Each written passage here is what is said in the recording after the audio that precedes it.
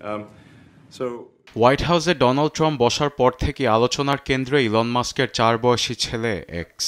সারাদিনই সময় কাটে বাবার সঙ্গেই, এমনকি ওভাল অফিসে ট্রাম্পের সংবাদ সম্মেলনেও এক্সের উপস্থিতি মেলে। এর মাঝেই ছোট্ট শিশুটির এক কাণ্ডে অবাক মার্কিন প্রেসিডেন্ট। নাক টেনে হাত টেবিলে স্পর্শ করায় রেগেমেগে সেই টেবিলই সরিয়ে ফেলার নির্দেশ দিলেন।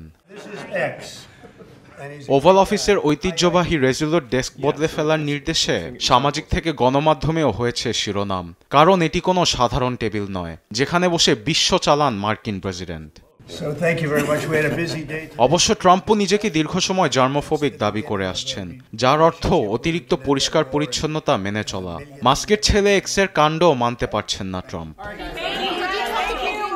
140 বছরের বেশি সময় হোয়াইট হাউসে ব্যবহার হয়ে আসছে এই রেজুলুট ডেস্ক, যা তৎকালীন প্রেসিডেন্ট রুদারফোর্ড হেইসকে আস্থা ও বন্ধুত্বের প্রতীক হিসেবে উপহার দেন ব্রিটেনের রানী ভিক্টোরিয়া।